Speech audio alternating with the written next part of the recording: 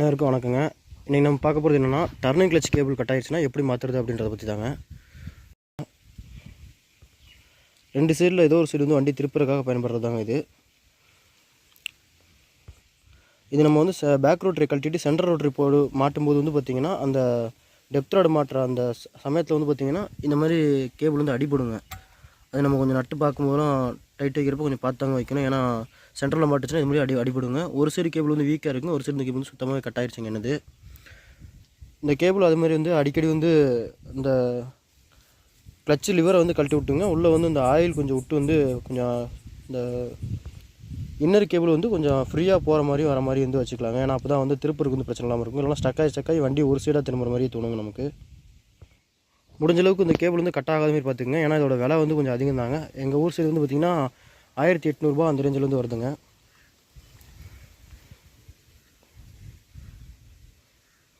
இது தாங்க அந்த புது கேபிளுங்க, நான் வாங்கியிருக்க புது கேபிள்.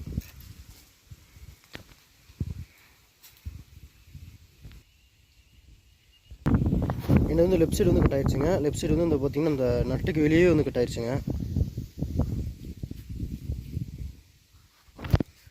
அப்படி அல்லது உள்ளே வந்து லிவர்கிட்ட கட் ஆயிடுச்சு அப்படின்னா இந்த எல்என் கீ போட்டு இதை ஃபஸ்ட்டு கழட்டிடணுங்க. கழட்டிட்டு அதுக்கப்புறம் வந்து இது உள்ளே வந்து ஒரு எல்என் கீ போல்ட் இருக்குங்க.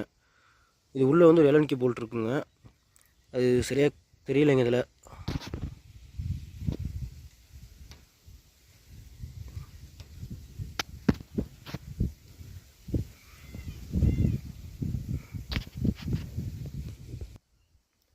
இந்த உள்ள இருக்கிற நட்டையும் கழட்டிட்டிங்கன்னா ஹேண்டில் வந்து ரிலீஸ் ஆகிருங்க.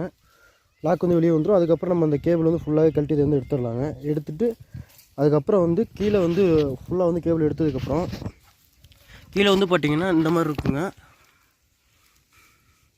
டபுள் நட் இருக்குங்க. கீழே வந்து லாக் பண்ணிவிட்டு மேலே இருக்க நட்டை மட்டும் வந்து கழட்டணுங்க. இது மாதிரி மேலே இருக்க நட்டை ஃபுல்லாக வந்து கழட்டிட்டோம்னாங்க உள்ளே அது மாதிரி வந்து கேபிள் வந்து லாக் ஆகிருக்குங்க.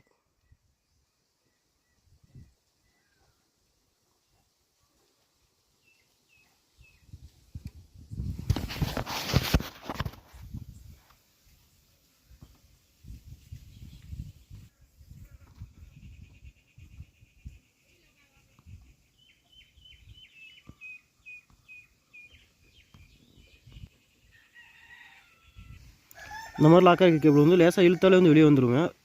வெளியே வந்ததுக்கப்புறம் அவ்வளோதாங்க. இதை எடுத்துகிட்டு புது கேபிள் வந்து மாட்டி வழக்கம் போல் வந்து செட் பண்ணிடுறாங்க.